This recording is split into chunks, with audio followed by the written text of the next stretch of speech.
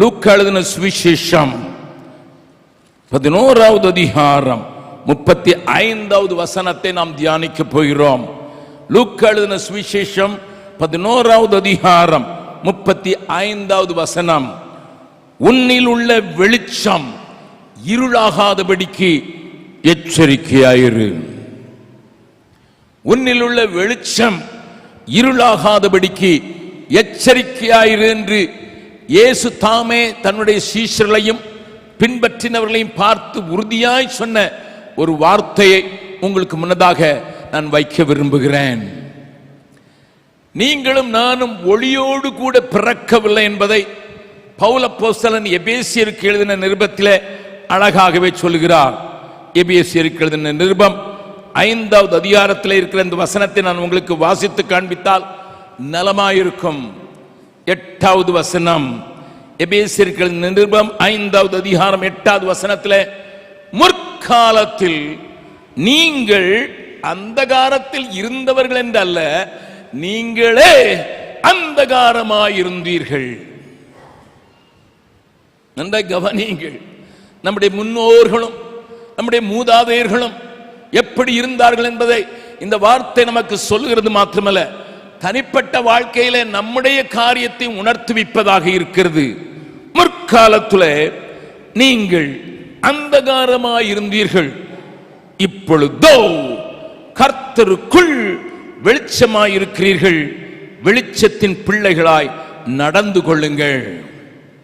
என்னை கேட்கிற அருமையான தேவனுடைய பிள்ளைகளே, ஒளியில்லாத நம்முடைய வாழ்க்கையில நாமே முயற்சித்து அநேக நேரங்களிலே ஒளியை உண்டாக்கிக் கொள்வதற்கான வாய்ப்புகள் ஏராளம் உண்டு. நம்முடைய வாழ்க்கையை பிரகாசமாக்குவதற்காக, வழியிலே தடந்து தடுமாறாதபடி நாமே நமக்கு வழிகளையும் பாதைகளையும் உண்டாக்கி விடுவதற்கு ஏராளமான சந்தர்ப்பங்கள் உலகத்திலே நமக்கு உண்டு. அதைத்தான் ஏசாயா சொல்லுகிறான். ஏசாயா தீர்க்கதரிசியின் புஸ்தகம் 50வது அதிகாரத்தில் இந்த வசனத்தை நான் உங்களுக்கு காண்பித்து கொடுத்தால் நலமாயிருக்கும் என்று நினைக்கிறேன். ஏசாயா 50வது அதிகாரத்தில் கடைசி 2 வசனங்களை நான் உங்களுக்கு காண்பித்து கொடுக்கிறேன். அந்த வசனங்கள் என்ன சொல்கிறது என்று பாருங்கள்.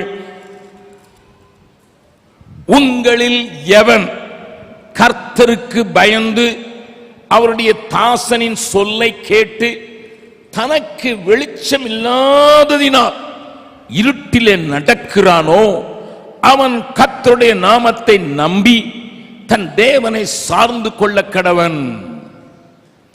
இதோ நெருப்பை கொளுத்தி அக்கினி பொறிகளால் சூழப்பட்டிருக்கிற நீங்கள் அனைவரும், நீங்களே உங்கள் அக்கினி தீபத்திலும் நீங்கள் மூட்டின அக்கினி ஜுவாலையிலும் நடவுங்கள், அது உங்களை வேதனைக்குள் தள்ளிவிடும் என்று வேதனையில் கிடப்பீர்கள் என்று ஆண்டவர் இங்கே தன்னுடைய ஜனங்களை பார்த்து சொல்லுகிற ஒரு காரியத்தை நாம் பார்க்கிறோம்.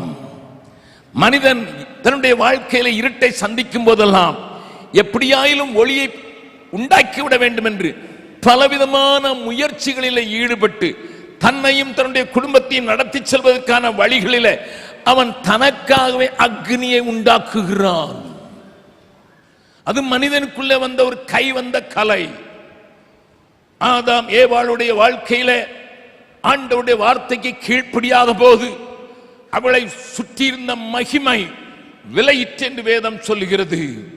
அந்த மகிமை விலகின போது அதற்கு அவர்களே தங்களுடைய நிர்வாணத்தை மூடிக்கொள்வதற்கு அத்தி இலைகளை எடுத்து அதை தைத்து ஒருவருக்கு ஒருவர் உடுத்தி கொண்ட ஒரு காட்சியை தான் என் சத்திய வேதம் ஆரம்பத்திலே சொல்லுகிறது. மனுஷன் தன்னுடைய காரியங்களை மறைப்பதற்கும் மனுஷன் தன்னுடைய வழிகளை பார்ப்பதற்கும் தானாகவே அவனுக்குள்ள ஒரு உந்துதல் இருக்கிறதை பார்த்துதான் ஆண்டவர் நமக்கு சொல்கிறார், நீயே உனக்கு அக்னியை மூட்டிக்கொள்ள முடியும். உனக்கு அக்னியை மூட்டி அதை நீ சரியாக உன்னுடைய பாதைகளை நீ வெளிச்சமாக்குவதற்கு முயல முடியும். ஆனால் என் மகனே, என் மகளே, நீயே உனக்கு காரியங்களை செய்ய ஆரம்பித்தால் அது வேதனைக்குள் உன்னை கொண்டு போய்விடும். ஆகையினால தனக்கு வெளிச்சம் இல்லாததினால கர்த்தருடைய நாமத்தை நம்பி தன் தேவனை சார்ந்து கொள்ள கடவன் என்று ஆண்டவர் ஆலோசனை சொல்லுகிறார். இந்த காலை ஆராதனையில் வந்திருக்கிற அநேகருடைய வாழ்க்கை ஒருவேளை மங்கி எறிகிற திரியாக இருந்து அநேகருடைய வாழ்க்கை அணைந்து போகும் நிலையில் இருக்கலாம் என்பதை உணர்ந்தவனாக ஆண்டவருடைய சமூகத்தில் காத்திருந்த போது அநேக திரிகள் எரிகிறது தான், ஆனால் மங்கி எரிந்து கொண்டிருக்கிற அந்த திரிகளுக்கு மீண்டுமாக உயிர் கொடுக்கும்படியாக ஆண்டவர் உங்களை பார்த்து கெஞ்சி கேட்கிறார். அந்த விளக்கை காப்பாற்ற வேண்டும் என்றால், ஆண்டவரிடத்திலிருந்து பெற்ற அந்த வெளிச்சத்தை காப்பாற்ற வேண்டும் என்றால் நானும் நீங்களும் என்ன செய்ய வேண்டும் என்கிற ஒரு பெரிய கேள்வி நமக்கு உண்டாகிறது அல்லவா? அதை இயேசுவே சொல்லி இருக்கிறார். என்ன சொல்லி இருக்கிறார்? நான் உன்னை வெளிச்சமாக்கி இருக்கிறேன், நான் உன்மேல என்னுடைய முகத்தை பிரகாசிக்க பண்ணி என்னுடைய ஒளியை உனக்கு தந்திருக்கிறேன். அந்த வெளிச்சத்தில் நீ ஒரு ஜாக்கிரதையோடு கவனிக்க வேண்டிய உண்டு. உன்னில் உள்ள வெளிச்சம் இருளாகாதபடிக்கு எச்சரிக்கையாய் பாதுகாத்துக்கொள் என்கிற ஒரு காரியத்தை ஆண்டவர் சொல்கிறார். நமக்கு தெரிந்த வசனங்கள் தான், ஆனாலும் திருப்பிக் கொள்ளலாம். மத்தேயு எழுதின சுவிசேஷம் 5வது அதிகாரத்தில் ஆண்டவருடைய வார்த்தையை கொஞ்சம் பாருங்கள். ஆண்டவர் இயேசு சொன்ன மலை பிரசங்க, அருமையான உங்கள் போதகர் மலை பிரசங்கத்தை அடிப்படையாக கொண்டு புஸ்தகமே எழுதியிருக்கிறார், வாசித்திருப்பீர்கள். ஆனாலும் நான் அந்த வசனத்தை உங்களுக்கு காண்பித்துக் கொடுக்க விரும்புகிறேன். 15வது வசனம். இந்த ஒளியை மறைப்பதற்கு நாம் செய்யக்கூடிய ஒரு தவறை ஆண்டவர் இங்கே சுட்டி காட்டுகிறார். அது என்ன? விளக்கை கொளுத்தி மரக்காலால் மூடி வைக்காமல் விளக்கு தண்டின் மேல் வைப்பார்கள். அப்பொழுது அது வீட்டில் உள்ள யாவருக்கும் வெளிச்சம் கொடுக்கும். ஒருவேளை இந்த நாள் அந்த காலை வேளையில உங்களுடைய வெளிச்சம் வெளியே வரக்கூடாதபடிக்கு, தேவன் தந்திருக்கிற அந்த கிருபைகள் வெளிப்படக்கூடாதபடிக்கு, தேவன் தந்திருக்கிற அந்த அருள் வெளிப்படாதபடிக்கு உங்களை வைக்க வேண்டிய இடத்தில் வைக்காமல் மரக்காலால் மூடி வைக்கக்கூடிய அநேக காரியங்கள் உங்களுக்கு முன்னதாக சவாலாக இருக்கலாம். எனக்கு தெரியாது, ஆனால் நீ வைக்க வேண்டிய இடத்தில் வைக்கப்பட வேண்டும் என்பதுதான் இயேசுவுடைய வாஞ்சை. நீ இருக்கிற இடத்திலேயே நீ உன்னுடைய வெளிச்சத்தை வெளியே கொண்டு வரக்கூடாதபடிக்கு பலவிதமான கட்டுகள், பலவிதமான வேதனைகள், பலவிதமான காரியங்கள் உன்னை சூழ மரக்காலை போல மூடி வைக்க, உன்னுடைய வெளிச்சத்தை தடுக்க, உன்னுடைய வெளிச்சம் பரவாதபடி காக்க பலவிதங்களிலே சத்துரு முயற்சி செய்யலாம். ஆனால் ஆண்டவர் இங்கே ஞாபகப்படுத்த விரும்புகிறார், நீ வைக்கப்பட்டிருக்க வேண்டிய இடம் உள்ளே அல்ல, மரக்காலின் மேலே. நீ வைக்கப்பட்டிருக்கிற இடம் மரக்காலின் மேலே. ஏனென்றால் உன்னுடைய நன்மைக்காக நீ எரியவில்லை, உன்னுடைய பிரயோஜனத்துக்காக எரியவில்லை, உன்னுடைய காரியங்களுக்காக எரியவில்லை. மாறாக மற்றவர்கள் வெளிச்சத்தில் நடக்க வேண்டும் என்பதுதான் நான் உன்னை பிரகாசிப்பித்தேன். மற்றவருடைய வெளிச்சத்தில் நீ நடக்க வேண்டும் என்பதற்காகத்தான் உன்னை நான் உயிர்ப்பித்தது மாத்திரமல்ல, உன்னை பிரகாசிக்க பண்ணினேன். அந்த பிரகாசம் மற்றவர்களுக்கு பிரயோஜனப்படக்கூடாதபடிக்கு குடும்பத்தினுடைய பிரச்சனைகள், சொந்த கனவுகள், உன்னுடைய சொந்த எண்ணங்கள் அல்லது உன்னை சூழ்ந்திருக்கிற சூழ்நிலைகள் உன்னை கட்டி வைத்து விடக்கூடாது என்பதில் கர்த்தர் கரிசனையாக இந்த காலை வேளையிலே நம்மோடு கூட நின்று இடைபட விரும்புகிறார்.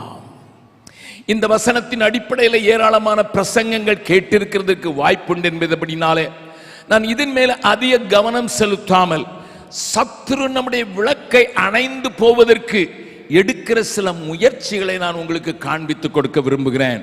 அது உங்களுக்கு பிரயோஜனமாக இருக்கும் என்று நான் உங்களுக்கு காண்பித்து கொடுக்கிறேன். 2 விதத்தில் சத்ரு நம்முடைய விளக்கை அணைக்க பார்ப்பான். கவனிங்க, தேவனே என்னை தொட்டு என்னை ஒளியாக்கினார். ஆனால் 2 விதங்களிலே சத்ரு அந்த வெளிச்சத்தை அணைத்து அதை ஒன்றுமில்லாமல் போய் அதை பிரயோஜனமற்றதாக மாற்றி எந்த நோக்கத்தோடு ஒளியேற்றப்பட்டதோ அந்த நோக்கம் நிறைவேறக்கூடாதபடிக்கு தடுத்து நிறுத்துகிற சத்துருடைய 2 கிரியைகளை மாத்திரம் நான் கொஞ்சம் காண்பித்து இந்த ஆராதனையில என்னுடைய செய்தியை நான் முடிக்க விரும்புகிறேன்.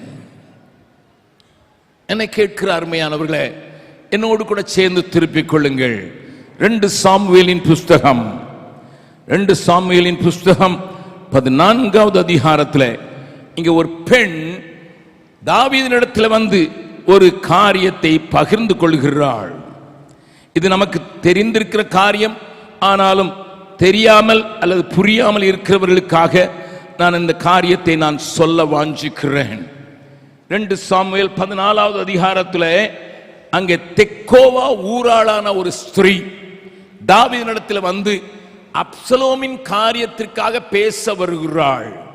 ஆனால் நான் அத்தனையும் குறித்து பேசாதபடிக்கு அதோடு இதை தொடர்பு கொள்ளாமல் அவள் சொன்ன அந்த சம்பவத்தை மாத்திரம் நான் உங்களுக்கு சொல்லி சத்துரு எப்படி முயற்சிக்கிறான் என்பதை நான் உங்களுக்கு காண்பித்துக் கொடுக்க விரும்புகிறேன். 14வது அதிகாரம் 4வது வசனத்திலிருந்து நான் வாசிக்கிறேன். அப்படியே தெக்கோவா ஊராளான அந்த ஸ்திரீ ராஜாவோட பேச போய் தரையிலே முகங்குப்புற விழுந்து வணங்கி, ராஜாவே ரட்சியும் என்றாள். ராஜா அவளை பார்த்து, உனக்கு என்ன செய்ய வேண்டும் என்றதற்கு அவள், நான் விதவையானவள், என் புருஷன் செத்து போனான், உமது அடியாளுக்கு 2 குமாரர்கள் இருந்தார்கள், அவர்கள் இருவரும் வெளியிலே சண்டை பண்ணி அவர்களை விலக்க ஒருவரும் இல்லாதபடியினாலே ஒருவன் மற்றவனை அடித்து கொன்று போட்டான். வம்சத்தார் எல்லாரும் உம்முடைய அடியாளுக்கு விரோதமாய் எழும்பி தன் சகோதரனை கொன்று போட்டவனை ஒப்பி அவன் கொண்ட அந்த சகோதரனுடைய பிராணனுக்காக நாங்கள் அவனை கொன்று போடுவோம், சுதந்திரவாளியாயும் அவனையும் அழித்து போடுவோம் என்கிறார்கள்.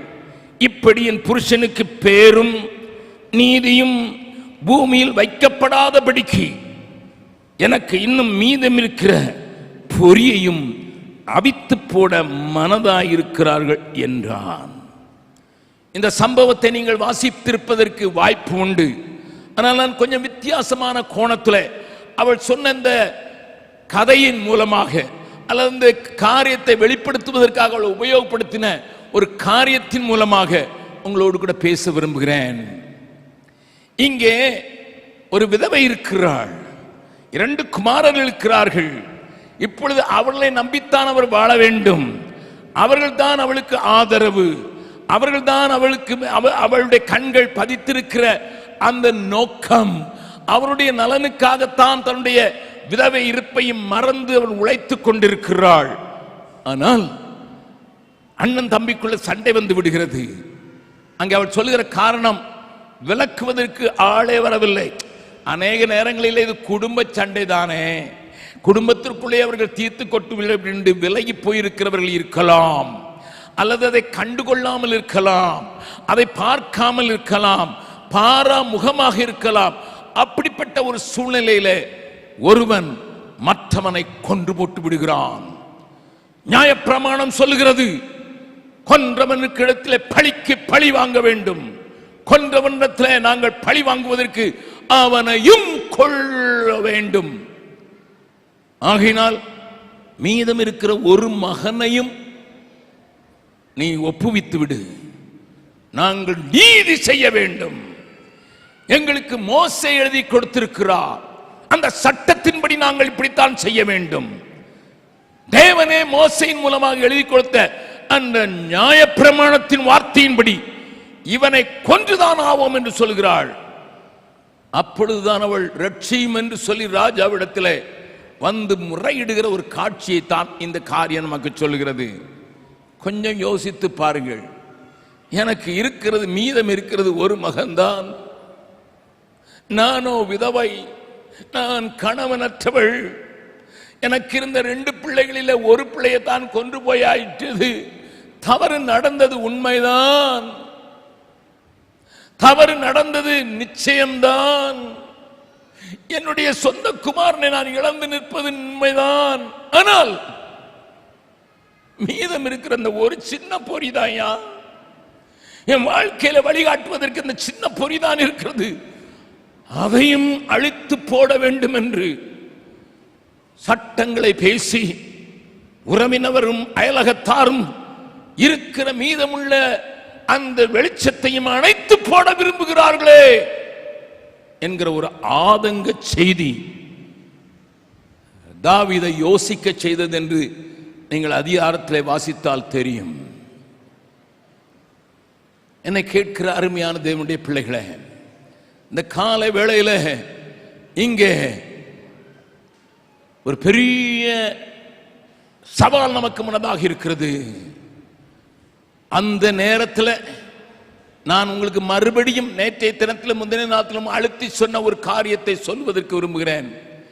நீதி பிரமாணம் சொல்லுகிறது, இருக்கிறதும் அழிக்கப்பட வேண்டும், தண்டனைக்குரியவன் தப்புவிக்கப்படக்கூடாது. ஆனால் கிருபையின் பிரமாணம் சொல்கிறது, விட்டுவிடு விட்டுவிடு. அந்த பொறியை நாம் மீதம் இருக்கிறதை நாம் சட்டத்தை பேசி, நீதியை பேசி, நியாயத்தை பேசி, நியாயப்பிரமாணத்தை பேசி ஏன் அனைத்து அவருடைய வாழ்க்கையிலே மீதம் இருக்கிற கொஞ்ச விளச்சத்தையும் அணைத்து போட வேண்டும்? நன்றாய் கவனியுங்கள். இவர்கள் மதத்திற்கு இவ்வளவு மதிப்பு கொடுத்தார்களே வழிய தேவனுடைய இரக்கத்திற்கு மதிப்பு கொடுக்க தவறிவிட்டார்கள். இன்றைக்கு இந்தியாவில் இந்த மத உணர்வுகள் தூண்டிவிடப்படுவதற்கு காரணம் என்ன? மதம்தான் முக்கியம் என்று சொல்லி இன்றைக்கு அடித்து பேசுகிறவர்கள் பரப்பிக்கொண்டே இருக்கிறார்களே, ஒரு வெறுப்புணர்ச்சியை எல்லாருடைய இதயத்திலும் போட்டி வைத்துக் கொண்டே இருக்கிறார்களே. ஏனையா அவர்கள் இரக்கத்தை, ஆண்டவருடைய பார்வையில் கொடுக்கப்படுகிற இரக்கத்தை, கிருபையை அவள் இறந்து விட்டார்கள். என்னை அடிக்கடி உற்சாகப்படுத்துகிற ஒரு பாடல், அந்த பாடலுடைய வரிகள் எனக்கு மிகவும், குறைவுள்ளோனாலும்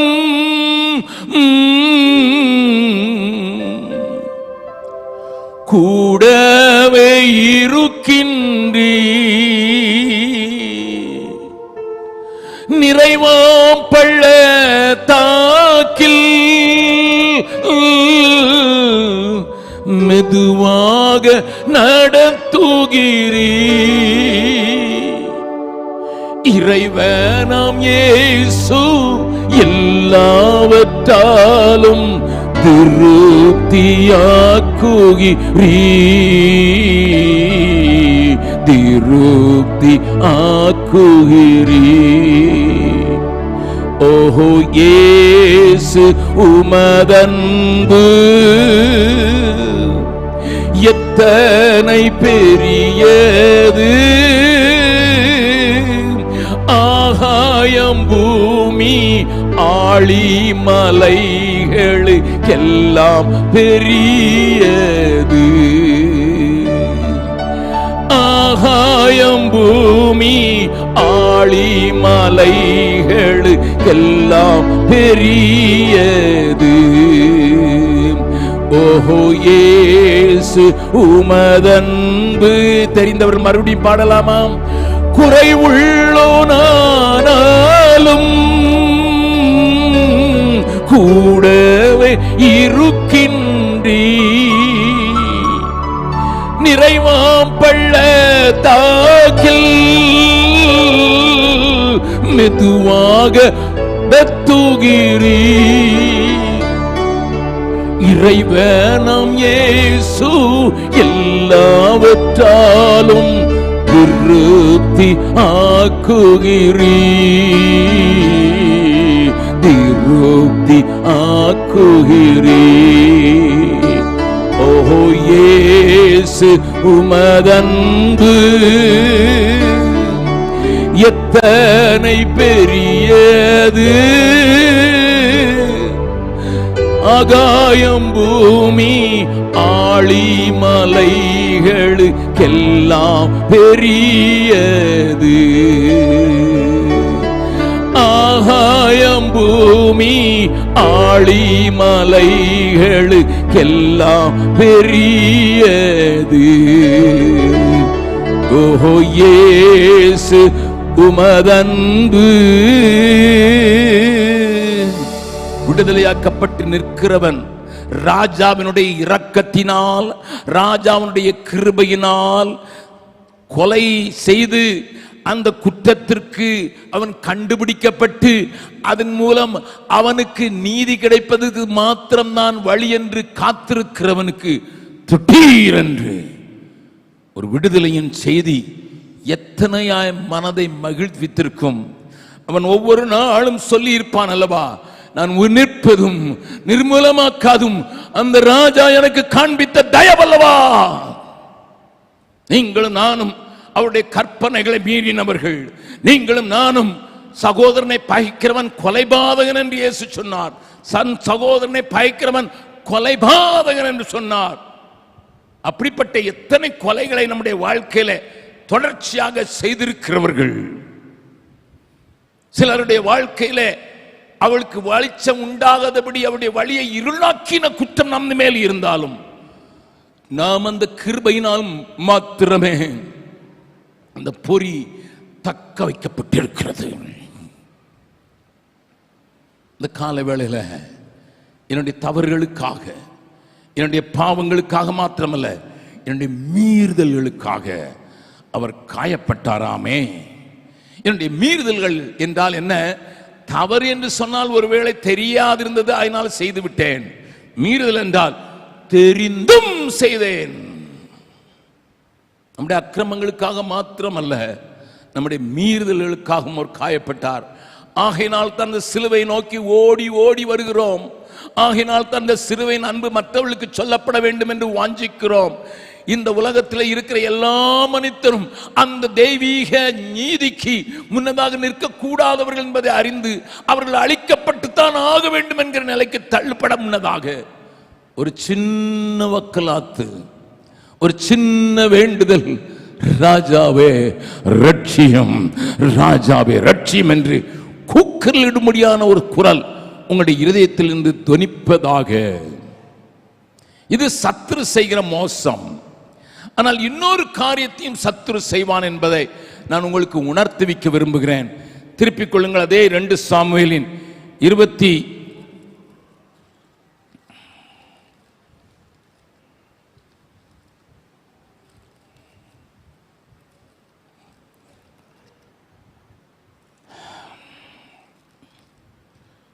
21வது அதிகாரம், 2 சாமுவேல் 21வது அதிகாரத்தில் சத்துரு செய்கிற இன்னொரு காரியத்தை நான் உங்களுக்கு காண்பித்துக் கொடுக்கிறேன்.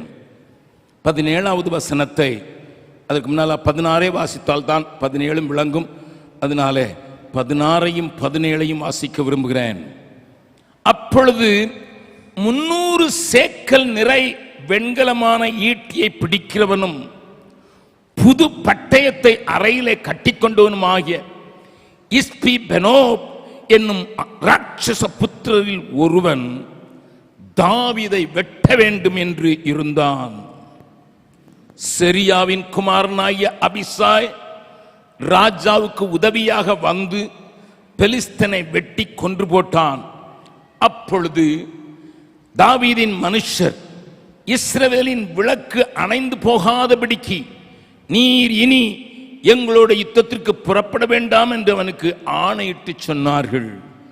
இந்த குட்டி சம்பவத்தை ஆண்டவர் எழுதி வைத்திருக்கிறது நோக்கம், எரிந்து கொண்டிருக்கிற வெளிச்சத்தில் நடக்கிற ஏராளமான மனிதர்களை இந்த பொறியை அணைத்து விட்டால் அவர்கள் எல்லாரும் சிதறடிக்கப்பட்டு விடுவார்கள், அவர்கள் எல்லாம் நாசமாய் விடுவார்கள் என்கிற அந்த அழிக்கும் நோக்கத்தோடு கூட சத்துரு செயல்படுகிறதை நமக்கு காண்பிக்கிறது. பெரியவன் 300 சேக்கல் நிறைய வெண்கலமான பெரிய கேடகத்தையும் பட்டயத்தையும் பிடித்திருக்கிறவன். அப்படிப்பட்டவனுக்கு முன்னதாக தாவீது இப்பொழுது கொஞ்சம் களைத்து போயிருக்கிறான். அங்கே அவனுடைய களைத்து போன நிலையில விடாய்த்து போனான் என்று எழுதப்பட்டிருக்கிறது. இந்த நேரத்தில் அவன் எழும்பி அவனை எப்படியாயிலும் அழித்து விடுவதற்கு இதுதான் வாய்ப்பு என்று மற்றவனுடைய வீக்னஸ் அல்லது குறையை மனதிலே கொண்டவராக இந்த சத்துரு எழும்பி நிற்கிறான். அந்த நேரத்தில் அங்கே உதவிக்கு வந்தாள் அபிசாய். ஆண்டவர் உங்களையும் என்னையும் இந்த அபிசாயை போல செயல்படுவதற்கு ஏற்படுத்தி இருக்கிறார் என்பதை இந்த சபை உணர்ந்திருக்கிறது என்று அறிந்திருக்கிறேன். பல மிஷனரிகளை தாங்குகிறீர்கள் என்று அறிந்திருக்கிறேன். எங்கேயோ ஒரு இடத்துல இருக்கிற நெருப்பை அணைத்து விட வேண்டும், எரிந்து கொண்டு இருக்கிற ஊழியனை, ஒரு மிஷனரியை அழித்து விட்டால் எல்லாம் முடிந்து விடும் என்று கங்கணம் கட்டி கொண்டு சத்துரு போராடுகிற வேளையில சபையாய நீங்களும் நானும் அபிசா என்கிற அந்த மனிதனை போல செயல்பட வேண்டிய அவசியத்தை உணர்த்து வைப்பதற்காக நான் உங்களுக்கு ஒரு காரியத்தை காண்பித்துக் கொடுக்கிறேன். அபிசாயை தாவீது கூப்பிடவும் இல்லை, அவனாக பார்க்கிறான். அவனுடைய மூப்பர்கள் எல்லாம் பார்க்கிறார்கள், நீர்தான் ஐயா பொறி, இந்த அக்னி இந்த வெளிச்சத்தில் நாங்கள் நடப்பதற்கல்லவோ நாங்கள் இங்கே உம்மோடு நிற்கிறோம் என்பதற்கு அவர்கள் உறுதுணையாக அபிசாய் ஒன்று செய்கிறான். தன்னுடைய பலத்தை எல்லாம் கூட்டி அந்த பெலிஸ்தனை கொன்று போட்டான். எனக்கு ஒரு சம்பவம் எங்களுடைய ஊழியத்தில் நடந்தது ஞாபகம் வருகிறது. எனக்கு திருமணமான போது என் மனைவியும் பீகாருக்கு தன்னை ஒப்பு கொடுத்திருந்தாள். ஆகையினால் தான் ஒருவரை ஒருவர் பார்க்காமல், போட்டோவை தானும் பார்க்காமல், அவளுக்கு அதிக விவரங்கள் எனக்கு தெரியாமல் அந்த திருமணம் ஒழுங்கு செய்யப்பட்டது. இல்லை, ஒரு சிலருக்கு இங்கே தெரிந்திருக்கும், என்னுடைய மனைவியின் முகத்தை நான் திருமணத்திற்கு 3 மணி நேரத்துக்கு பின்புதான் பார்த்தேன், இதுதான் எனக்கு மனைவியா என்று. எங்களை இணைத்ததெல்லாம் பீகாருக்கு அழைப்பை பெற்றிருக்கிறாள், என்னோடு கூட ஓடி வருவதற்கு அவளுக்கு பலன் இருக்கும் என்று சொல்லித்தான் அவளை நான் திருமணம் செய்ய நேரிட்டது. திருமணத்தின் அன்றே ஒரு முழு இரவு ஜெபத்தில் பேசுவதற்கு நான் அழைக்கப்பட்டிருந்தபடினால நான் அப்பொழுதுதான் அவளிடத்தில் 2 வார்த்தை பேசும்படியான ஒரு சூழ்நிலை நேரிட்டது. ஏனென்றால் திருமணத்தின் போது எல்லாரும் இருந்தார்கள், மற்றவர்கள் இருந்தார்கள், மற்றவர்களோடு கூட பேசுவதற்கு தான் போதுமானதாக இருந்தது. நான் ஆல் நைட் பிரேயருக்கு அங்கே தூத்துக்குடி பட்டணத்தில் நான் பேச போகும்போது வழியில் அவளை கூட்டி கொண்டு போகும்போது நான் கேட்ட முதல் கேள்வி, நான் கொஞ்சம் கடபடியான பிரசங்கியாரு, என்னை திடீர்னு கொன்றுவாங்க, நீ விதவையாவதற்கு ஆயத்தமாயிரு. அதான் நான் பேசின முதல் ஹனிமூன் லாங்குவேஜ். ஆனால் கர்த்தருடைய பரிசுத்த நாம சொத்து அவள் சொன்னாள், என்னையும் ஆண்டவர் அழைத்திருக்கிறதுனால் என்ன வந்தாலும் நானும் ஊழியத்தை நிறைவேற்றி விட்டுதான் நான் இந்த ஊழியத்தில் பங்கு பெறுகிறேன் என்று சொல்லி தன்னை ஒப்பு கொடுத்த ஒரு மனைவி. மிகுந்த கனவுகளோடு கூட வந்திருக்கிறாள், மிகுந்த எதிர்பார்ப்போடு கூட வந்திருக்கிறாள். அவள் பார்த்த ஊழியக்காரர்கள் ஊழியக்காரிகளுடைய நிலைமையை கண்டவள் அவள். அவளுக்கு பெரிதாக பீகாரை தெரியவும் செய்யாது, அவளிடத்தில் நான் மனவிட்டு பேசுவதற்கான சந்தர்ப்பங்களும் இல்லை. அவளை நான் பீகாருக்கு கூட்டிக் கொண்டு போகும்போதுதான் அவளிடத்தில் கொஞ்சம் எங்கே படித்தாய், எப்பொழுது ஆண்டவரை ஏற்றுக்கொண்டாய், எப்படி ஊழியத்துக்கு ஒப்பு கொடுத்தாய் என்றெல்லாம் நான் பேச ஆரம்பிக்கிறேன். நீங்கள் அதை நினைத்தும் பார்க்க முடியாது. என்னுடைய பழைய காரியங்களை உங்களுக்கு சொல்வேன் என்றால் அது புரியும் என்பதற்காக நான் சொல்கிறேன். அந்த நாட்களில் ஒரிசாவில் பெரிய வெள்ளம் வந்து விட்டபடியினால அந்த ஒரிசாவின் வெள்ளத்தில் ரயில்கள் எல்லாம் தடை செய்யப்பட்டு விட்டதினால நாங்கள் வேறு சுற்று வழியாக விசாகப்பட்டினத்திலிருந்து வேறு வழியாக ஜாம்ஷெட்பூர் என்கிற இடத்திற்கு போய் அங்கே இருந்து 14 மணி நேரத்திற்கு நாங்கள் போய் அங்கே இருக்கிற இடத்துக்கு சேர வேண்டும். என் மனைவிக்கு ஒரு ஹிந்தி வார்த்தையும் தெரியாது, என் மனைவிக்கு பீகாரை குறித்து தெரியாது. இப்படிப்பட்ட நேரத்தில் அவளுக்கு மாத்திரம் ஒரு சீட் கிடைத்தது முன்னாலே இருப்பதற்கு. முன்னால அவளை உட்கார வைத்துவிட்டு திருமணத்திற்கு வந்த பொரிசுகள் எல்லாம் பின்னதாக வைத்துவிட்டு நான் அவளுக்கு காவல் காக்குவது போல பொருட்களை காவல் காத்து நான் 6 மணிக்கு புறப்பட்ட அந்த பஸ்ஸில் நாங்கள் ஏறினோம். 6:30 மணிக்கு லைட் எல்லாம் அணைத்து விட்டார்கள், உள்ளே இருக்க லைட்டை எல்லாம். என்றால் பீகார் டிரான்ஸ்போர்ட்டை நீங்கள் பார்த்திருப்பீர்கள் எல்லாம் தெரியும். ஏனென்றால் முன்னால் லைட் போட்டால் உள்ள லைட் போட முடியாது, ஏன்னா பேட்டரி அவ்வளோ வீக்காக இருக்கிறது என்று உள்ளே இருக்கிற எல்லா லைட்டையும் அணைத்து விட்டார்கள். 15 நிமிடத்திற்குள்ளாக என் மனைவி கூப்பிடுகிறாள், பாருங்க காப்பாத்துங்க. எனக்கு விளங்கல, நான் பொருட்களை பாதுகாப்பதா அல்லது முன்னாலே இருக்கிற மனைவியை பாதுகாப்பதா என்று நினைத்து விட்டு பொருட்களை ஆண்டவர் பார்த்து கொள்ளட்டும் என்று பின்னதாக விட்டுவிட்டு நான் அவளுடைய சீட் பக்கத்தில் 14 மணி நேரங்கள் நான் ஸ்டாண்டிங் டிக்கெட்டில் பக்கத்தில் நின்று நான் 15 நிமிஷத்துக்கு ஒரு தடவை என்ன நடந்தது என்றால், அவளை எல்லாரும் அல்ல, சில பக்கத்தில் இருக்கிற விஷமம் பிடித்த ஆண்கள் கன்னத்தை தொட்டு கிள்ளி இருக்கிறார்கள். அவள் அது பயந்து நடுங்கி விட்டாள். முதலாவது பீகாருக்கு வருகிறாள், அவளுக்குள்ள ஒரு நடுக்கம். ஆகினால் தான் என்னை பார்த்து காப்பாற்றுங்கள் என்று சொல்லி இருக்கிறாள். அவளுக்கு சுற்றி 15 நிமிஷத்துக்கு ஒரு தடவை யாராவது தொடுறானா இல்லையான்னு பார்த்துக்கிட்டே 14 மணி நேரம் பத்திரமாய் கொண்டு அவளை பீகாரில் சேர்த்தேன். முதல் நாளிலேயே பீகாரில் கால் வைத்த முதல் நாளிலேயே அவருடைய கனவுகள் எல்லாம் தகர்ந்தது போல தெரிந்தது. அங்கே வந்து பார்த்தால் ரோட்டிலே பெண்களை பார்க்க முடியவில்லை. நாங்கள் ஒரு சின்ன பட்டணத்தில் தான் இருந்தோம், ஆனால் பெண்களை பார்க்க முடியவில்லை. யாரிடத்தில் போய் சுவிசேஷம் சொல்வதுன்னு அவளுக்கு தெரியவில்லை. பெண்களிடத்தில் பெரிய பெரிய ஊழியத்தை செய்வன் என்று ஒரு கற்பனையோடு கூட வந்திருந்த அவள் தடுமாறுகிறாள். நான் கூட்டிக் கொண்டு போக முடியாது. ஏன்னா நான் அந்த நாட்களில் காவி உடை போட்டிருந்தேன். ஆகினாலே எல்லாரும் சொன்னாங்க, சன்னியாசி எங்கே இருந்தோ ஒரு கடத்திட்டு வந்து கூட வச்சிருக்கிறான் என்று. என்னுடைய மனைவியோ அங்கே போடுகிறது போல இந்த நெத்தியில பெரிய அந்த சிகப்பு பவுடரை பூசிக்கொள்ள இல்லை அல்லவா.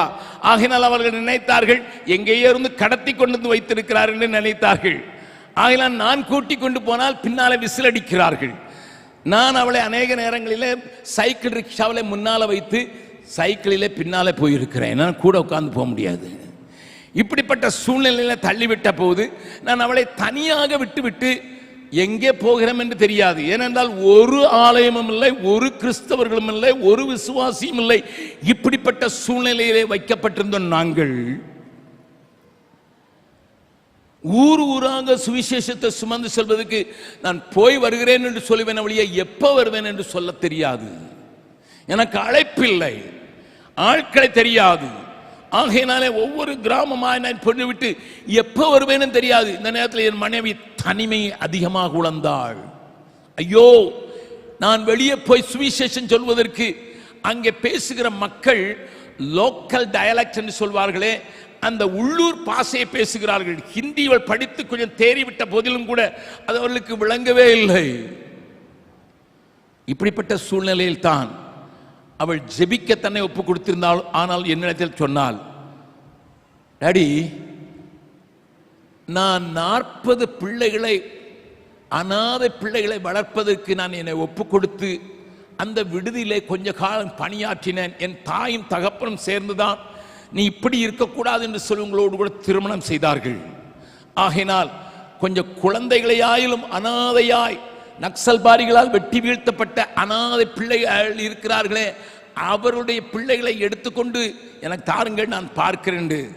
நான் அந்த நாளில் சொல்லிவிட்டேன், இப்படி பிள்ளைகளை பார்ப்பதெல்லாம் நமக்கு கூடாத காரியம், அது நம்முடைய ஓட்டத்தை இழுத்துவிடும், பிள்ளைகளை பார்த்து கொண்டே நீ இருந்து விடுவாய் என்றெல்லாம் அவளிடத்தில் நான் சொல்லி அவளை அல்ல தட்டி கொண்டிருந்த போது திடீரென்று ஆண்டவர்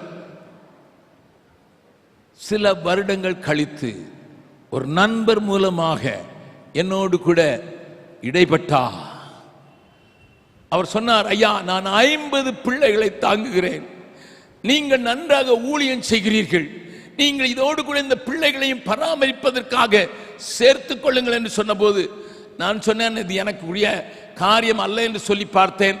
அவர் என்னை வலுக்கட்டாயம் படுத்தினபடினாலே இறுதியாக 50 தராதீர்கள், 15 பிள்ளைகளை தாருங்கள், நாங்கள் அவர்களுக்கு தாயாக தகப்பனாக வாழ்ந்து வருகிறோம் என்று சொல்லி 15 பிள்ளைகள் விசேஷமாக நக்சல்பாரிகளால் அழிக்கப்பட்ட குடும்பத்தில் எடுத்து நாங்கள் வளர்க்க ஆரம்பித்தோம்.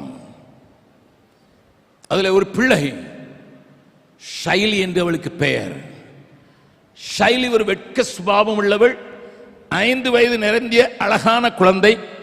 அவளுக்கு சரியாக பேசுவதற்கு கூட நன்றாக திணறுவாள். அப்படிப்பட்ட பிள்ளையை 4 ஆண்டுகள் என்னுடைய மனைவி மடியிலே போட்டே வளர்த்தாள் என்றே சொல்ல வேண்டும். 4 ஆண்டுகள் கழித்து அவருடைய உறவினர்கள் வந்து, அம்மா, நீங்க தான் எப்பவுமே என் பிள்ளைங்களை பார்க்குறீங்க, எங்களுக்கும் குடும்பத்தில் ஒருத்தர் சிலர் இருக்கிறாங்கன்னு அவளுக்கு தெரியணும், அதனால அவளை அனுப்பித்தாருங்கள் என்று சொன்னார்கள். அவளுக்கு அப்பொழுது 9 வயது. அனுப்பித்தர போது சரி, அவர்கள் கேட்கிறார்களே, கெஞ்சி கேட்கிறார்களே, 10 நாட்களுக்கு தானே கேட்கிறார்கள் என்று நாங்கள் அனுப்பிவிட்ட போது அந்த பிள்ளை திரும்ப வரவே இல்லை. எங்களுக்கு தெரியவும் இல்லை. கூட்டிக் கொண்டு போனவர்கள் தங்களுடைய முகவரியை எங்களுக்கு கொடுக்கவோ அல்லது போனிலே கான்டாக்ட் பண்ணவோ எங்களுக்கு கூடாத நாட்கள் அந்த நாட்கள். பலரை அனுப்பி பார்த்தோம், அவளை கண்டுபிடிக்க முடியவில்லை. இறுதியாக எங்களுக்கு சொல்லப்பட்டது, அவளை ஒரு கிரிமினலுக்கு திருமணம் செய்து 9 வயதிலே திருமணம் செய்து கொடுத்து விட்டார்கள் என்று சொன்னார்கள். She was only 9. நல்லா கவனிங்க. போக்கிரியாய் துப்பாக்கி ஏந்தினவனாய் சுற்றி திரிந்து சின்ன சின்ன கான்ட்ராக்ட் மாட்டம் எடுத்து வாழ்க்கை நடத்தி கொண்டு மற்றவர்களை கொள்ளையடிப்பதும் மற்றவர்களுக்கு பயமுறுத்துவதும் தான் அவனுடைய தொழிலாக இருந்த அந்த மனுஷனை அவள் வேறு வழியில்லை என்று திருமணத்தில் இணைத்து வைத்தார்கள். ஆனால் அந்த வீட்டுக்கு போகும்போது 4 ஆண்டுகள் நாங்கள் போட்டிருந்த சின்ன விதை அவளுக்குள் மரமாகி இருந்தது. அவளுடைய விசுவாசம் கட்டப்பட்டிருந்தது.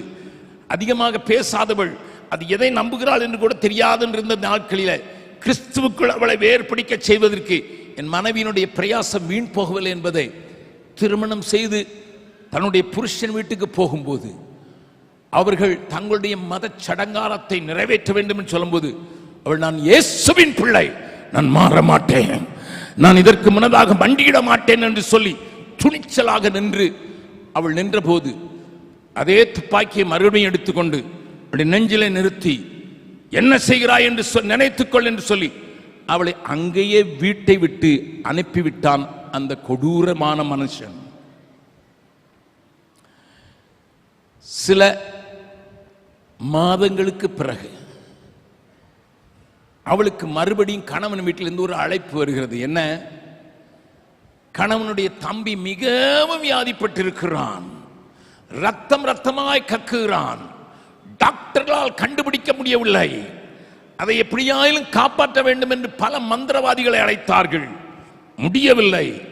மருத்துவமனைக்கு சென்றார்கள், முடியவில்லை. கடைசியாக இறுதியாக இவள் ஒரு தெய்வத்தை சொன்னாலே, அந்த இயேசுவை ஒருவேளை கூப்பிட்டால் என் தம்பி பிழைத்து விடுவான் என்று தன்னை தம்பியை நேசித்த அந்த மனுஷன் ஆள் அனுப்பி இவளை கூப்பிட்டு விட்ட போது அவளுக்கு முன்னதாக மறுபடியும் அதே துப்பாக்கியை வைத்து அவளை மிரட்டுகிறான். நீ ஜெபம் பண்ணுகிற இயேசு உண்மை என்றால், என் தம்பி உயிரோடு எழுப்பான் என்றால் அவனுக்காக ஜெபி, அவன் உயிரோடு எழும்ப வேண்டும், அப்பொழுது நானும் நம்புவேன் என்று. அந்த சின்ன பெண் என்ன சொன்னா தெரியுமா? இது என் இயேசுவுக்கு லேசான காரியம், நீ மட்டும் எனக்கு ஒரு உறுதி கொடுக்கணும். துப்பாக்கி தூர போட்டுட்டு வேத புஸ்தகத்தை எடுத்து நம்ம 2 பேரும் ஊழியம் செய்ய வேண்டும் என்று எனக்கு உறுதிமொழி கொள், நான் ஜெபிக்கிறேன் என்று சொன்னார். வேற வழியின்றி இந்த மனுஷன் அங்கே முழங்கால் படியிட்டு அவளோடு கூட சேர்ந்து, அவளுக்கு தெரிந்ததெல்லாம் 2-3 சண்டே ஸ்கூல் கோரஸ் தான், அதை பாடி பாடி 20வது நிமிஷத்தில் செத்து போன நிலையில் இருந்த பையன் எழுந்து நின்று எனக்கு சாப்பாடு கொடுங்கள் என்று சொன்ன போது அந்த உறவினர்கள் எல்லாம் அதை ஆட்டிவிட்டது. அவனும் துப்பாக்கி தூக்கிவிட்டு 2 பேரும் அவர்கள் வீட்டிலேயே ஊழியத்தை ஆரம்பித்து விட்டார்கள். பைபிள் தெரியாது, ஆனால் ஒன்று தெரியும், இயேசு உயிரோடு இருக்கிறார், இயேசு உயிரோடு இருக்கிறார் என்று மாத்திரம்தான் தெரியும். வேத புஸ்தகம் இருக்கிறது, வாசித்தால் நமக்கே அநேக நேரங்களில் விளங்குவதில்லையே. அப்படி இருக்கும்போது முற்றிலுமாக புதிதான அவனுடைய கைகளிலே அவள் வைத்திருந்த அந்த வேத புஸ்தகம் அவனுக்கு ஒளி தர அந்த வசனங்களை வாசித்து வாசித்து ஜெபிக்க ஆரம்பித்தார்கள். ஏராளமானவர்கள் விடுதலையானதினாலே அந்த செய்தி சில மாதங்களுக்கு பிறகு எங்கள் காதுகளில் வந்தபோது ஓடோடி சென்று அவர்களை அழைத்து கொண்டு வந்து நம்முடைய பைபிள் ஸ்கூலில் படிக்க வைத்து அவனை நாசரிகஞ்ச் என்கிற இடத்துல நாங்கள் ஊழியத்தில் உட்கார வைத்தோம். கவனியுங்கள் அருமையானவர்களே, எங்களுக்கு மிகுந்த சந்தோஷம். நம்முடைய முயற்சிகள் வெற்றி பெற்று விட்டது. ஆண்டவர் ஒளியேற்றின அந்த மகள் இன்றைக்கு இன்னொரு குடும்பத்துக்கும் ஒளியேற்றி விட்டாள் என்கிற சந்தோஷம். அதோடு மாத்திரமல்ல, 2 பேரும் சேர்ந்து மற்றவர்களுக்கும் ஒளியேற்றப்படுத்தி விட்டார்கள் என்கிற ஒரு பெரிய சந்தோஷம் எங்களை ஆட்கொண்டிருந்தது. ஆனால் அந்த நாசரிகஞ்ச் பகுதிகளிலே ஒரு வியாபார குடும்பம் 4 மருமக்கள்மார்கள் அவர்களுக்கு விரோதமாக செய்வினை செய்யப்பட்டிருந்த போது அந்த செய்வினை நிமித்தமாக ஒவ்வொரு வாரமும் ஒவ்வொரு மருமகள் நாயை போல 4 காலால் நடப்பாள், நாக்கை வெளியே தள்ளி கொண்டு நடப்பாள்.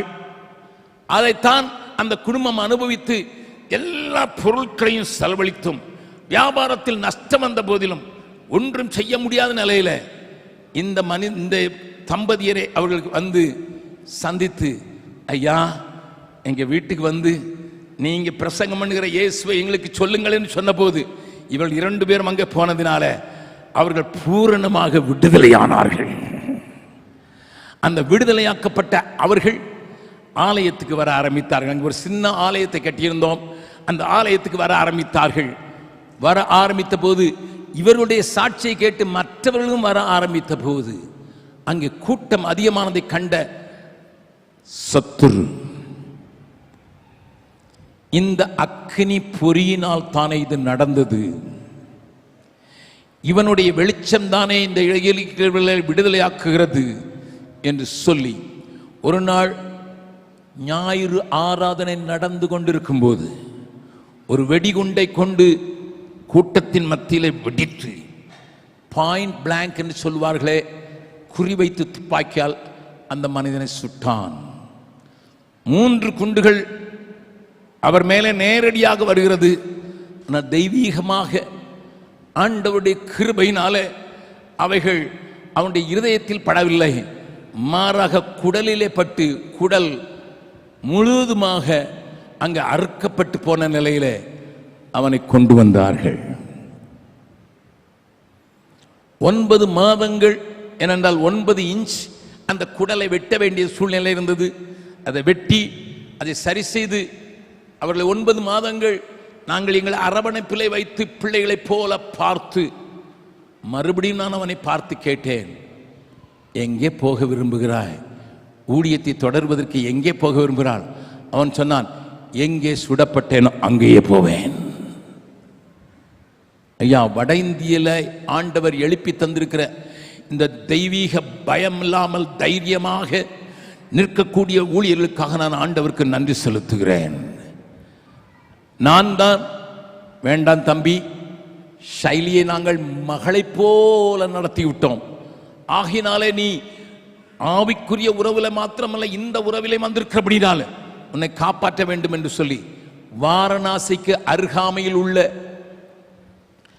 ஜமுனியா என்கிற இடத்துல 45 கிலோமீட்டர் தூரத்தில் உள்ள ஜமுனியா என்கிற ஊரில் அந்த கங்கை நதி ஓரத்திலே அவர்களை ஊழியம் செய்ய வைத்தோம். அங்கேயும் அது 300 பேரை கொண்ட சபையாக உருவாக கர்த்தர் உதவி செய்தார். அல்லேலூயா. 3 மாதங்களுக்கு முன்னதாக அவர்கள் ஆராதனை நடத்தி கொண்டிருக்கும் போதே போலீஸ் அவரையும் அவருடைய மகனையும், சின்ன பையன் அவனையும் இன்னொரு சகோதரியையும் இன்னும் 3 மூப்பர்களையும் பிடித்து கொண்டு ஆராதனை நடுவில் இருந்தே எடுத்துக்கொண்டு போய்விட்டார்கள். நாங்கள் வீட்டிலே கெஞ்சினதெல்லாம், ஆண்டவரே அந்த பொறியை நீ துப்பாக்கியினால் அழிக்கப்படாதபடி காத்தீர், அந்த பொறியை நாங்கள் போட்ட அந்த வெளிச்சத்தை, அந்த சூழ்நிலைகள், அங்கே இருக்க காரியங்கள், அந்த மகளுடைய வைராக்கியத்தினால் நீ காத்துக்கொண்டு அவனையும் ரட்சித்து அவர்கள் மூலம் இன்றைக்கு அந்த குடும்பத்திலையும் பெரிய கிரியை செய்து அந்த மகள்களை எழும்பி சுவிசேஷத்தை சொல்வதற்கு அவள் வேகமாக ஓடிக்கொண்டிருக்கிற அந்த சூழ்நிலையில இந்த புதிய இடத்துல அவர்களுக்கு ஆபத்து, இப்படிப்பட்ட சூழ்நிலை வந்தது. எப்படியாயிலும் சத்துரு பொறியை அழித்து விட வேண்டும் என்பதில் கவனமாயிருக்கிறான்.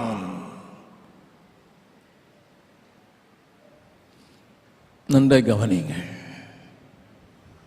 அவரை பெயிலில் எடுப்பதற்கு பல முயற்சிகளை மேற்கொண்டு 10 நாட்களுக்கு பின்புதான் அவருக்கு பெயில் கொடுக்கப்பட்டது. ஆனால் 27 நாட்கள் வரை அவரை போலீஸ் விடவில்லை. உத்தரப்பிரதேசத்தின் ஜெயிலுடைய நிலைமை நான் உங்களுக்கு சொல்லட்டுமா? அந்த ஜெயிலுக்குள்ளே யாராயிலும் போவதற்கு வந்தால் அவர்கள் அங்கே இருக்கிற 6க்கு 3 அடி நிலத்திற்கு, அதாவது உள்ளே தங்குவதற்கு படுப்பதற்கு 8000 ரூபாய் வாடகை கட்ட வேண்டும். உள்ளே இருக்கிற ரவுடி கும்பல் அதையே அவர்கள் லாட்ஜை போல உபயோகப்படுத்தி கொண்டிருக்கிறார்கள். இத்தனை பெரிய போராட்டத்தின் மத்தியில் தான் அவருக்கு நாங்கள் பெயில் எடுத்தோம்.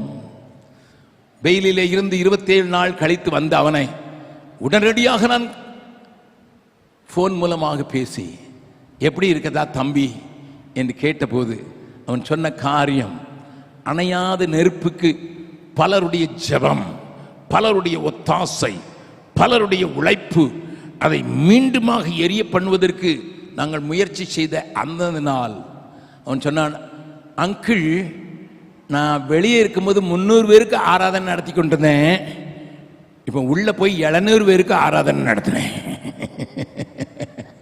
ஜெயிலில் இருந்த எல்லாருக்கும் நான் ஆண்டவரை சொல்லும்படியான ஒரு காரியம் ஏற்பட்டு விட்டது. எப்படி என்று கேட்டேன். நாங்கள் ஞாயிற்றுக்கிழமை தானே போனோம். என்னோடு கூட இந்த சகோதரியை வேறு இடத்தில் வைத்து விட்டார்கள். நாங்கள் 5 பேரும் நானுமாக சேர்ந்து நாங்கள் மௌனமாக ஜெபித்துக் கொண்டிருந்தோம், கூடி ஜெபித்துக் கொண்டிருந்தோம். வேதம் கையிலே இல்லை, பாட்டு புஸ்தகம் கையிலே இல்லை. நாங்கள் மெதுவாக ஜெபித்துக் கொண்டிருந்தோம். இதை தூரத்திலிருந்து கவனித்த போலீஸ்காரர் ஒருவர், ஐயா இன்றைக்கு ஞாயிற்றுக்கிழமை அல்லவா, நீங்கள் ஆராதிப்பீர்கள் அல்லவா, நீங்கள் ஆராதித்து வேத வசனத்தை பேசுவீர்கள் அல்லவா. அப்பொழுது நான் சொன்னேன், என்ன சொன்னேன், ஐயா என்னை ஆராதனையிலிருந்து என் வேத புஸ்தகத்தை கூட எடுக்க விடவில்லை என்று சொன்ன போது அதை மீறி அங்கிருந்த போலீஸ்காரர் என்னிடத்தில் இருக்கிறது என்று சொல்லி அங்கே இருந்து கொண்டு வந்து உள்ளே ஆராதனை நடத்துவதற்கு மாத்திரமல்ல, காலையும் மாலையும் ஆராதித்து ஒவ்வொரு நாளும் 700 பேருக்கு ஆராதனையை செய்வது, ஆண்டவரை அறிவித்து ஆண்டவருக்கு சொந்தமாவதற்கு அவர்களுக்கு வழிகளை காண்பிக்கும்படியாக இந்த பொறியை ஆண்டவர் உபயோகப்படுத்தினார். ஏன் ஐயா மிஷனரிகளை தாங்க வேண்டும்? ஜபத்திலே, பொருளிலே, எங்கேயோ ஒரு இருள் சூழ்ந்த பகுதியில் ஒரு தனி பொறியாக எரிந்திருக்கிற அந்த விளக்கு அணைக்கப்படாதபடி அபிசாய்களாக சபை எழும்பித்தான் ஆக வேண்டும் என்பதை உணர்த்து வைப்பதற்காக நான் அந்த காரியத்தை சொல்லுகிறேன். இந்த காலை வேளையில நம்மில் உள்ள வெளிச்சம் மாத்திரமல்ல, மற்றவர்களுக்குள்ளே இருக்கிற வெளிச்சமும் அது எரிந்து பிரகாசிப்பதற்காக நீங்களும் நானும் பொறுப்பாளிகள் என்பதை காண்பித்துக் கொடுப்பதற்காகத்தான் இந்த சம்பவத்தை இத்தனை விவரமாக நான் சொல்லுகிறேன். என்னை கேட்கிற அருமையானவர்களே, ஒரு மெழுகுவர்த்தி அநேக மெழுகுவர்த்திகளை எளிய வச்சுவதற்கு போதுமான பலன் உள்ளதாக இருக்குமா? நீங்கள் மாத்திரம் எரிந்து பிரகாசிக்க பூரணமாக ஒப்பு கொடுத்து விட்டால் அதன் மூலமாக தேசம் தேவனை அறிந்துதான் ஆகும் என்பதில் சந்தேகம் இல்லை. ஆனால் வாசிக்க கேட்ட பகுதியிலே ஒரு 5 கன்னியர்களை குறித்து சொல்லப்பட்டதை நீங்கள் பார்த்தீர்கள். மத்தேயு 25வது அதிகாரம் நமக்கு புதிதானது அல்ல. 5 கன்னிகைகளுக்கு தீவெட்டி உண்டு. மானவாளன் வரப்போகிறார் என்கிற அறிவு உண்டு. எஜமானுக்கு எதிர்கொண்டு போக வேண்டும் என்கிற ஆசை உண்டு. நன்றாய் கவனியுங்கள். கையில தீவெட்டியும் உண்டு, மணவாளன் வருகிறார் என்கிற அறிவும் உண்டு. அதோடு கூட அவர்களை எதிர்கொண்டு போக வேண்டும் என்கிற ஆசையும் இருந்தது. ஆனால் அவர்கள் மணவாளன் வருகிறார் என்கிற சத்தம் கேட்ட போது அவர்களுக்குள்ளே ஒரு பெரிய ஆதங்கம், ஐயோ எங்கள் திரிகள் அணைந்து போகிறது. ஏன் இன்றைக்கு நீங்களும் நானும் பிரகாசிக்க வேண்டிய அளவுக்கு பிரகாசிக்க கூடாதபடிக்கு நம்முடைய விளக்குகள் அணைந்து போவதற்கான முக்கியமான ஒரு காரணத்தை ஆண்டவர் இங்கே நமக்கு சுட்டி காட்டுகிறார். இந்த தீவட்டி எல்லாம் திரியின் பலத்திலே எரிந்து கொண்டிருந்திருக்கிறது. அவர்கள் வாஞ்சித்ததெல்லாம் எரியும் என்று சொல்லி திரி இருந்தது, ஆனால் எண்ணெய் இல்லை. திரி என்பது 3 நூலால் உண்டாக்கப்பட்ட ஒரு காரியம் என்று அறிந்திருக்கிறீர்கள். சொந்த தாளந்துகள் 1, நமக்குள்ள தேவன் வைத்திருக்க சொந்த, அதனால்தான் திறமைக்கு தகுந்ததாக ஆண்டவர் கொடுத்தார் என்று ஓமையிலே பார்க்கிறோம்.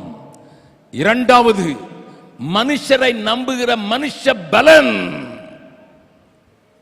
2வது ஒரு நூலாக நம்மோடு கூட பின்னி பிணைந்து நாம் மனுஷர் பலத்தில் நிற்க அநேக நேரங்களிலே சார்ந்து கொள்வதற்கான ஒரு பொல்லாப்பு நமக்கும் நேரிடுவதற்கு வாய்ப்பு உண்டு.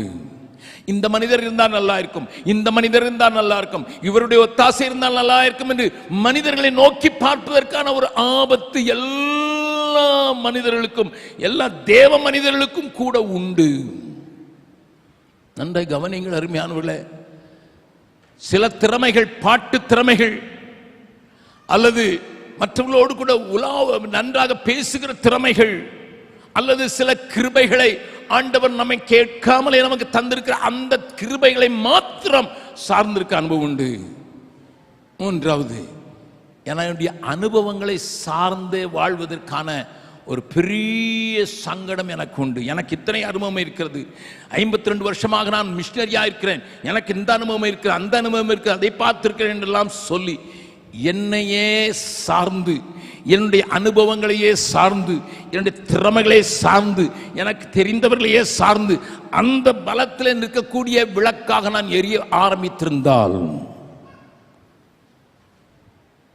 மணவாளன் வரும்போது அந்த திரியின் பலத்தில் அதிக நாள் நீங்களும் நானும் பிரகாசிக்க முடியாது. திரி மாத்திரம் இருந்து அதுக்கு எண்ணெய் இல்லை என்றால், எண்ணெயின் பலத்தில் திரி இருக்குமானால், எண்ணெயின் பலத்தில் திரி எரியுமானால் அது எரிந்து கொண்டே இருக்கும், திரியும் சேதமாகாது. அது எண்ணெயின் பலத்திலே ஓடுகிறது. இந்த காலை ஆராதனையில தேவன் உங்களுக்கு அப்படிப்பட்ட எண்ணெயை தரும்படியாக, அது கிருபையாகிய எண்ணெயாய் இருக்கலாம் அல்லது பரிசுத்த ஆவியினுடைய கிருபையினால் உண்டாகிற காரியங்களாய் இருக்கலாம். அந்த எண்ணெய் தாருமே என்று உன்னிலுள்ள வெளிச்சம் இருளாகாதபடி எச்சரிக்கையாய் என்று சொன்ன ஆண்டவருக்கு பதில் சொல்லும்படியாக நேரிடும். அருமையானவர்களே, இந்த காலை ஆராதனையில் வந்திருக்கிற உங்களை மறுபடியும் வாழ்த்துவது மாத்திரமல்ல, நீங்கள் எல்லாரும் எரிந்து பிரகாசிக்கிற விளக்காய் இருக்க வேண்டும் என்று வாஞ்சிக்கிறேன். ஏனென்றால் மனுஷன் மேல் நம்பிக்கை வைக்கலை குறித்து 17வது அதிகாரம் வீட்டிலே போய் வாசித்துக் கொள்ளுங்கள். எரேமியா தீர்க்கதரிசி எழுதுகிறான், கர்த்தர் மேல் நம்பிக்கையா இருக்கிற மனுஷன் பாக்கியவான், அவன் மழை தாட்சியை காணாமல். அந்த வசனங்களை மாத்திரம் பார்க்கலாம். எரேமியா 17வது அதிகாரம், எரேமியா தீர்க்கதரிசியின் புஸ்தகம் 17வது அதிகாரத்தில் இந்த வசனங்களை நான் உங்களுக்காக வாசிக்க விரும்புகிறேன். அங்கே தேவனுடைய வார்த்தை தெளிவாக நமக்கு சொல்கிற காரியத்தை கொஞ்சம் பார்க்கலாம். 5வது வசனத்தில் வாசிக்கிறேன். மனுஷன் மேல் நம்பிக்கை வைத்து மாம்சமானதை தன் புயமலமாக்கி கொண்டு கர்த்தரை விட்டு விலகுகிற இருதயமுள்ள மனுஷன் சபிக்கப்பட்டவன் என்று கர்த்தர் சொல்லுகிறார். அவன் அந்தர வெளியில் கரளையாய் போன செடியை போலிருந்து நன்மை வருகிறதை காணாமல் வனாந்திரத்தின் வறட்சியான இடங்களிலும் குடியில்லாத உவர் நிலத்திலும் தங்குவான். கர்த்தர் மேல் நம்பிக்கை வைத்து கர்த்தரை தன் நம்பிக்கையாய் கொண்டிருக்கிற மனுஷன் பாக்கியவான். அவன் தண்ணீர் அண்டையில் நாட்டப்பட்டதும் கால்வாய் ஓரமாய் தன் வேர்களை விடுவதும் உஷ்ணம் வருகிறதை காணாமல் இலை பச்சையாயிருக்கிறதும் மழை தாட்சியான வருஷத்திலும் வருத்தமின்றி தப்பாமல் கனி கொடுக்கிறதுமான மரத்தை போல் இருப்பான். என்னுடைய வாஞ்சையெல்லாம், என்னுடைய ஜெபமெல்லாம் இந்த காலை வேளையில் இங்கே வந்திருக்க ஒவ்வொரு மக்களும் கர்த்தரை மாத்திரம் சார்ந்து கொண்டு, ஏசாயாவிலே ஒரு வசனத்தை ஆண்டவர் சொல்லுகிறார். ஆண்டவரே, அநேக ஆண்டவன்மார்கள் எங்களை ஆண்டார்கள், இப்பொழுதோ உம்மை மாத்திரம் நாங்கள் சார்ந்து வாழ்வதற்கு எங்களுக்கு கிருபை தாரும். எங்கள் அனுபவங்களை அல்ல, எங்களுக்கு கொடுத்திருக்க தாளந்துகளை அல்ல, எங்களுக்கு தந்திருக்கிற மனுஷ பலத்தை அல்ல, உண்மையே சார்ந்து நாங்கள் ஆளுகைக்கு ஒப்பு கொடுத்தால் நாங்கள் மங்கி எறியாத திரியாக தொடர்ச்சியான தேவ நோக்கத்தை நிறைவேற்றுவது மாத்திரமல்ல, எங்கள் ஆசைகளை நிறைவேற்றுவதற்கு மணவாளன் வரும்போது எதிர்கொண்டு போவதற்கு நாங்கள் தகுதியுள்ளவர்களாய் இருப்போம் என்று சொல்லி ஆண்டவரிடத்தில் எனக்கு அந்த ஆவியின் பலத்தை தாரும் ஆண்டவரே, ஆண்டவரே எனக்கு அந்த ஆவியின் பலத்தை தாரும். என்னுடைய பலத்தில் நான் எரிந்து நான் இந்த உலகத்துக்கு உடைய நோக்கத்தை நிறைவேற்றி விட முடியாது ஆண்டவரே. என்னுடைய சத்துவத்திலே நான் நிறைந்து என்னுடைய அனுபவங்களிலே நான் மறைத்து கொண்டு நான் வாழ்ந்து விட முடியாது, எரியவே முடியாது ஆண்டவரே. மாறாக ஆண்டவரே, உம்முடைய கிருபையினால் கிருபையினால் கிருபையினால் கிருபையினால் மாத்திரம் அதை நம்பி நான் எரிந்து பிரகாசிக்க தேவ கிருபையே, கிருபையே, கிருபையே, மாறாத நல்ல கிருபையே. எல்லாரும் பாடலாமா? கிருபையே, கிருபையே, மாறாத நல்ல கிருபையே. உங்க கிருபைதான் என்னை தாங்குகின்றது, உங்க கிருபைதான் என்னை நடத்துகின்றது, உங்க கிருபைதான் என்னை தாங்குகின்றது, உங்க கிருபைதான் என்னை நடத்துகின்றது. கிருபையே, கிருபையே, மாறாத நல்ல கிருபையே. கிருபையே, கிருபையே, மாறாத நல்ல கிருபையே. உடைக்கப்பட்ட நேரத்தில் எல்லாம் என்னை உருவாக்கின கிருபையே. உடைக்கப்பட்ட நேரத்தில் எல்லாம் என்னை உருவாக்கின கிருபையே. கிருபையே, கிருபையே, மாறாத நல்ல கிருபையே. கிருபையே, கிருபையே, மாறாத நல்ல கிருபையே. சூழ்ந்து போன நேரத்தில் எல்லாம் என்னை சூழ்ந்து கொண்ட கிருபையே. சோர்ந்து போன நேரத்தில் எல்லாம் என்னை சூழ்ந்து கொண்ட கிருபையே. கிருபையே, கிருபையே, மாறாத நல்ல கிருபையே. கிருபையே, கிருபையே, மாறாத நல்ல கிருபையே. என்னுடைய வேண்டுதலும் என்னுடைய ஜெபமெல்லாம் இதுதான். நம்பர் 1, நீங்கள் எல்லாரும் எரிந்து பிரகாசிக்க வேண்டும். ஒரு திரியாயிலும் மங்கி எறியக்கூடாது. என் ஆண்டவரை நோக்கி, ஆண்டவரே உடைய கிருபை ஏராளமாய் தாராளமாய் இங்க வந்திருக்கிற ஒவ்வொரு பிள்ளைகள் மேலும் ஊற்றும் என்பதும் என்னுடைய 2வது. இந்த சபையில் இருக்க அநேக அபிசாய்கள் எழும்ப வேண்டும். எரிந்து கொண்டிருக்கிற பொறிகள் அவிக்கப்படாதபடிக்கு, எரிந்திருக்கிற பொறிகளை அணைப்பதற்கு சத்துரு ஏராளமாய் முயற்சி செய்யும் போது அதை அணைக்காதபடிக்கு கைகளினால மூடிக்கொண்டு தாங்கி காற்றுக்கும் பெருங்காற்றுக்கும் தப்புவிக்கிற கரத்தில் அவர்கள் இருக்கிறாள் என்ற நினைவோடு கூட நாமும் இணைந்து செயல்பட வேண்டும் என்கிற அந்த வாஞ்சியோடு தான் இந்த வார்த்தைகள் உங்களோடு கூட பகிர்ந்து கொள்கிறேன். கண்களை மூடலாம்.